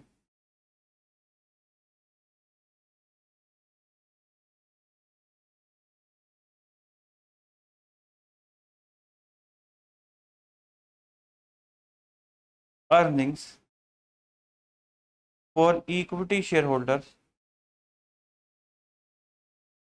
rupees 10 lakh, earning for equity share holder rupees 10 lakh. उसके बाद outstanding number of share 1 lakh, share option, share option हैं 20,000 shares मिलेंगे eight 15 rupees, market price कितना है share का, rupees 25, calculate DEPS and DEPS, solution,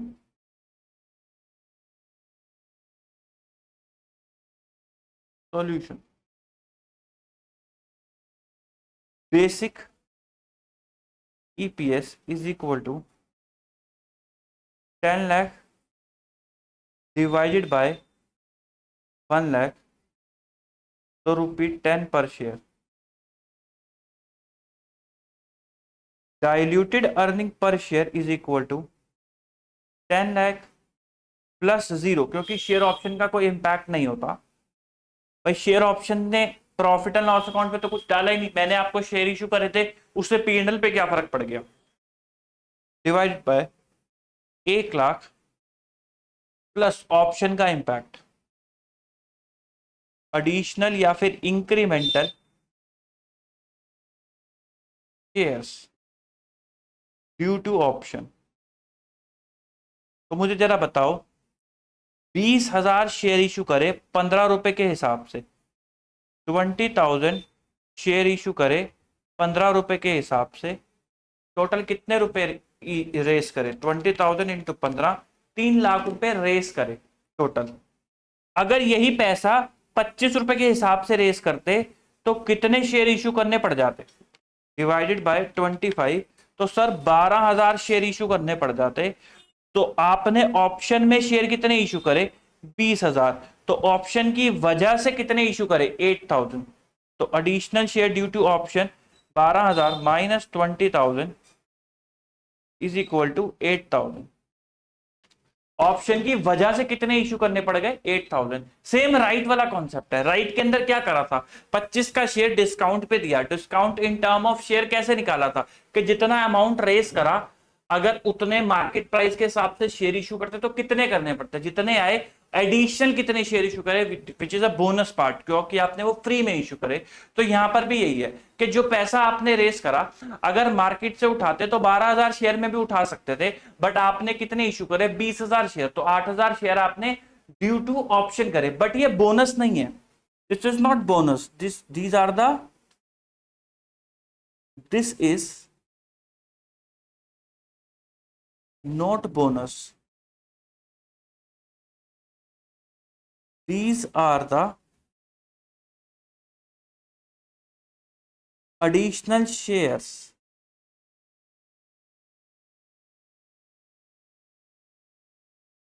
due to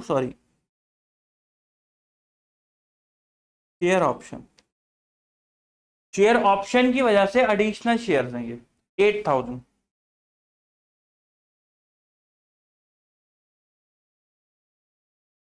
तो 10 lakh plus 1 lakh 8,000, 9.26 is your diluted earning per share, 9.26 is your diluted earning per share। अच्छा, इससे पहले आगे बढ़ें, आप बस एक चीज लिख लो, following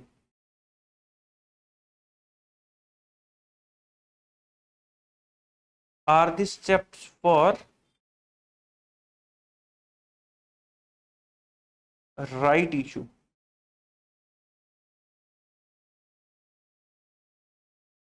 Step number 1,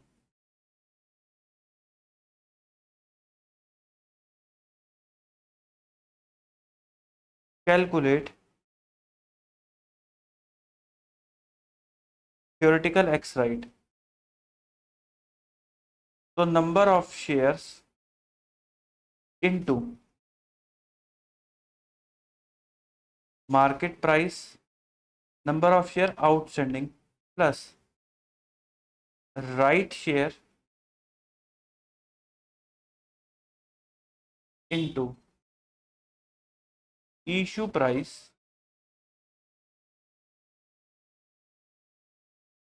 divided by total, या फिर divided by outstanding share plus right share. Step number 2,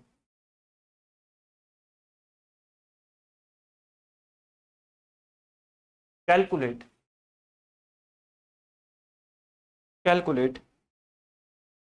number of shares required to be issued to raise the fund. ये कैसे निकालोगे?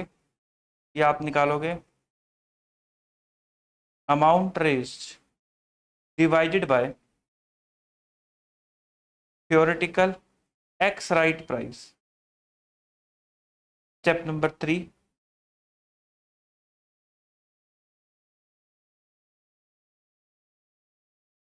right share, ऐसे लिखो, calculate bonus part and paid part. Bonus part क्या होगा? Right share minus share in step 2 और paid part क्या होगा? Share in step 2. ठीक, शेयर इन स्टेप 2. अगली हेडिंग डालो,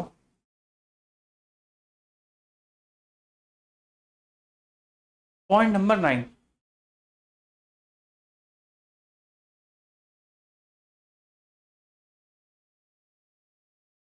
ranking of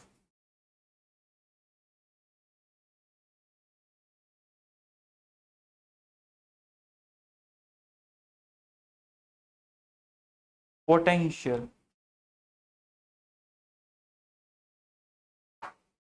equity share. Bracket में लिखना है not relevant for exams, not relevant for exam.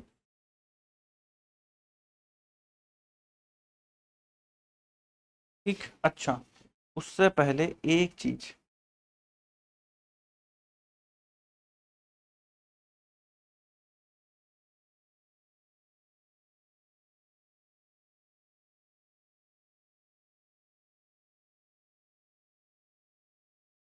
यहाँ पे एक नोट डालना है.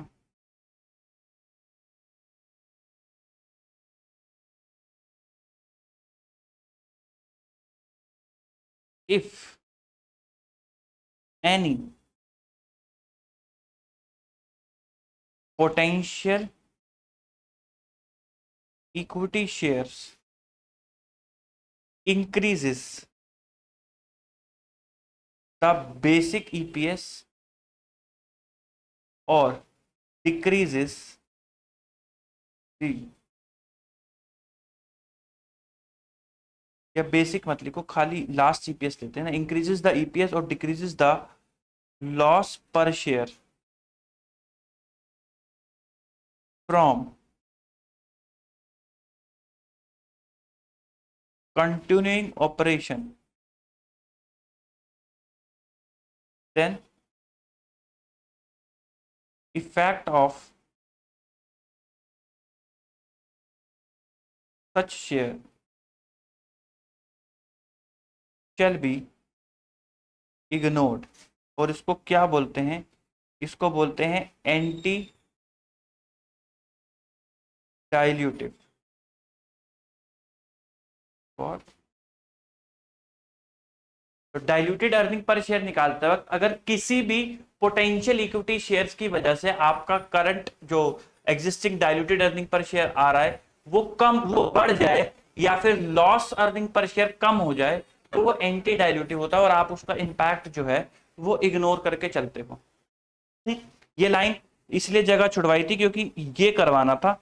यहां समझ में आएगा जब हम रैंकिंग डिस्कस करेंगे ना, ये वाली, ये ना पूछते नहीं है इंस्टीट्यूट आपसे, बट ये एएसबी का एक रेलेवेंट पार्ट है, तो हम लोग इसलिए अपनी क्लासेस के अंदर इसको करवा के चलते हैं। बट ये इंस्टीट्यूट आपसे बहुत ज्यादा पूछता नहीं है। तो क्या कहते हैं, आप मुझे 2 मिनट का समय दीजिए, मैं बस इसका एक एग्जाम्पल तैयार कर लूं, क्योंकि रैंकिंग बनाने के लिए मुझे थोड़ी सी कैलकुलेशंस करनी पड़ेंगी। ठीक है, हाँ जी।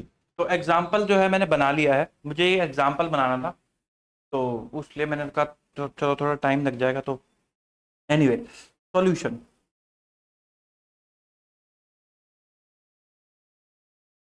एग्जाम्पल क्या है? ए लिमिटेड प्रोवाइड करती है आपको following information. Profit available for equity share कितना है? 10 लाख। आउटस्टैंडिंग इक्विटी शेयर कितने हैं? 1 लाख।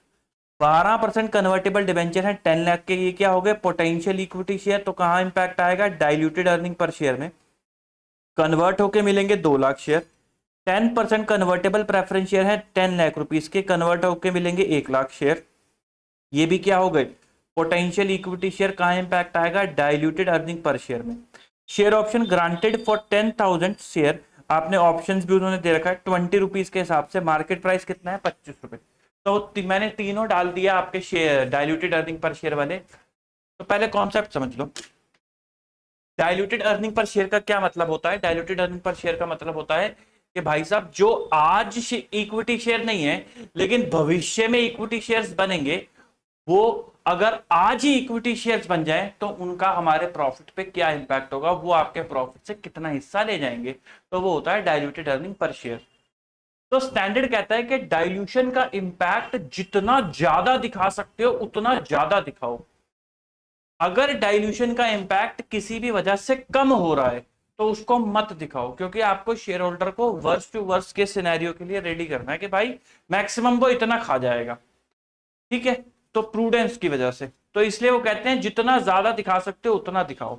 तो उसी के ऊपर बेस्ड ये एक एग्जांपल है। आपसे एग्जाम में ये नहीं पूछा जाता इस तरीके के क्वेश्चन, बट ठीक है क्योंकि पार्ट है तो पता नहीं ऐसे का कभी भी पूछ ले तो हमें प्रिपेयर होकर जाना चाहिए। मैं अपना रेगुलर बैच में भी हमेशा करवाता हूं, तो मैंने कहा चलो फास्ट ट्रैक है तो इसमें भी करा देते हैं, कोई दिक्कत वाली बात नहीं है। तो सबसे पहले आप क्या करते हो? सबसे पहले आप निकालते हो step number 1,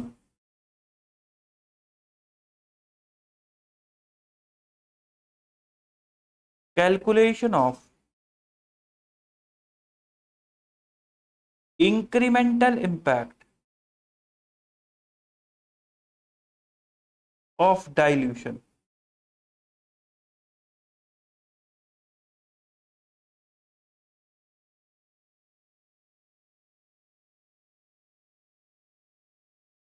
instrument earning number of shares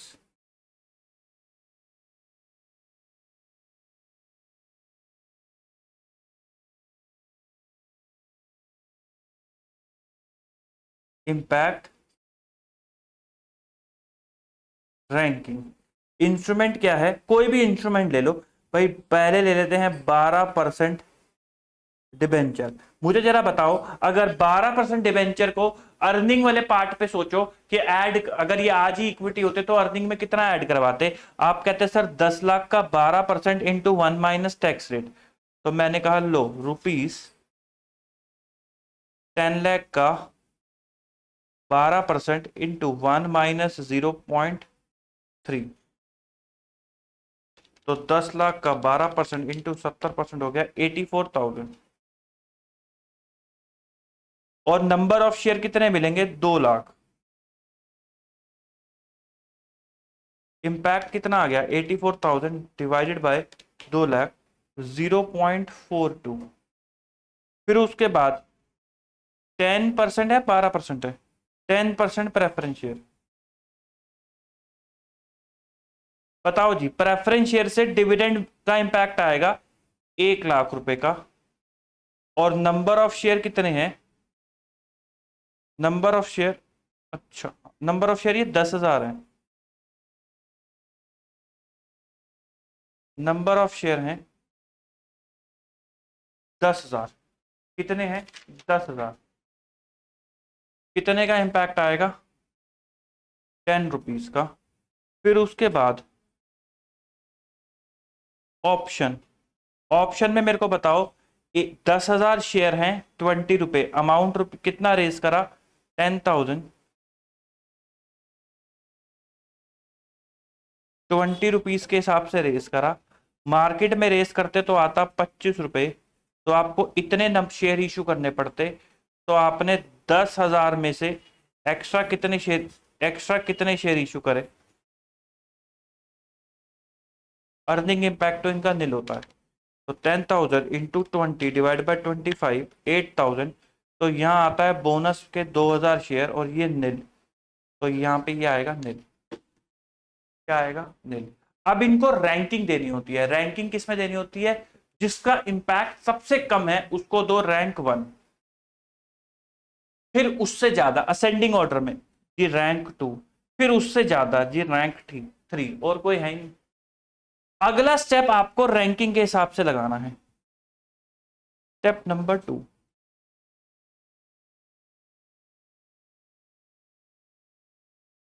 calculation of dilutive and anti dilutive. Calculation of dilutive and anti dilutive. अब आपको रैंकिंग के हिसाब से चलना है।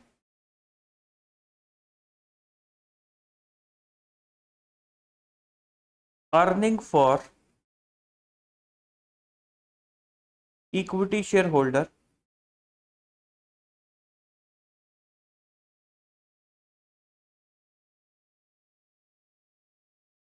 Weighted average share diluted earning per share. सबसे पहले basic earning per share. Earning कितनी दे रखी है? अर्निंग दे रखी है जी 10 लाख रुपए की। Weighted average number of share कितने दे रखे हैं? 1 लाख रुपए के। तो कितना आ गया अर्निंग पर शेयर? 10 रुपए। फिर उसके बाद पहली रैंकिंग किसको है? पहली रैंकिंग सर ऑप्शन को है। लिखो ऑप्शन। ऑप्शन की वजह से अर्निंग पे कोई इंपैक्ट नहीं। ऑप्शन की वजह से शेयर्स पे 2,000 रुपए का इंपैक्ट है। तो 2,000 टोटल हो गया 1,02,000। ये हो गया 10 लाख। 10 lakh divided bye 1,02,000, 9.80। ये गिर गया, तो हेंस ये डाइल्यूटिव है, कोई दिक्कत वाली बात नहीं है। अगली रैंकिंग किसकी है? अगली रैंकिंग सर 12% डिबेंचर की है। तो लिखो 12% डिबेंचर। 12% डिबेंचर का प्रॉफिट पे इंपैक्ट है 84, नंबर ऑफ शेयर पे 2 लाख। तो 84 और 2 लाख, 10,84,000 और 3,02,000। 10,84,000 डिवाइड बाय 3,02,000, 3.59। ये फिर से गिर गया हेंस डाइल्यूटिव। फिर उसके बाद रैंकिंग किसकी है, 10% प्रेफरेंस शेयर की। उसका अर्निंग पे इंपैक्ट कितना है सर, 1 लाख, और नंबर ऑफ शेयर 10,000। 1 लाख और नंबर ऑफ शेयर 10,000, तो ये हो गया 11,84,000, और ये हो गया 3,12,000। अब बताओ कितना आ रहा है, 11,84,000 डिवाइड बाय 3,12,000, ये आ रहा है 3.79। हो गया कांड, लो जी देखो जी, 3.79 से ये बढ़ रहा है, ये तो इंक्रीमेंट हो रहा है, गिर नहीं रहा, उल्टा एरो बनेगा। तो ये क्या हो गया, ये हो गया एंटी डाइल्यूटिव।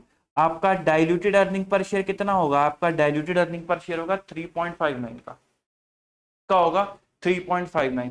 तो आपको क्या करना होता है, अगर ज्यादा इंस्ट्रूमेंट है पोटेंशियल, आपके ना पेपर में एक ही आता है, अगर डीईपीएस में पूछ रहे हैं तो या तो वो डिवेंचर डाल देंगे या फिर प्रेफरेंस शेयर डाल देंगे, लेकिन अगर ज्यादा इंस्ट्रूमेंट है तो आपको रैंकिंग करनी पड़ती है। रैंकिंग कैसे करोगे, आप ये निकालोगे कि इंक्रीमेंटल इंपैक्ट कितना है हर एक पोटेंशियल इक्विटी का। वो आप कैसे भी ऑर्डर ले सकते हो, चाहे जोन से लाइन में दे रखे हैं जैसे मर्जी ले लो।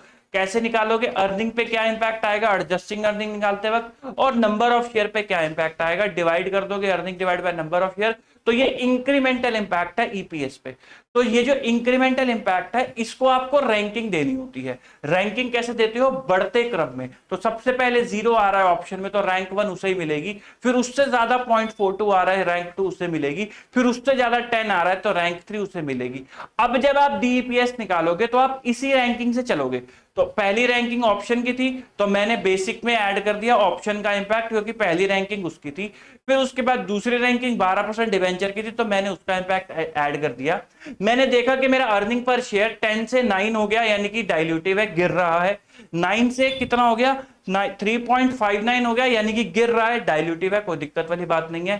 बट द मोमेंट मैंने प्रेफरेंस शेयर ऐड करे वो 3.59 से बढ़ के 3.79 हो गया, उसने मेरे अर्निंग पर शेयर को बढ़ा दिया। और ये कहां कौन सा लेना होता है, ये कंटिन्यूइंग ऑपरेशन का लेना होता है। अगर वो एमसीक्यू पूछ ले कि भाई कंटिन्यूइंग लेते हैं डिसकंटिन्यू, तो कंटिन्यूइंग लेते हैं।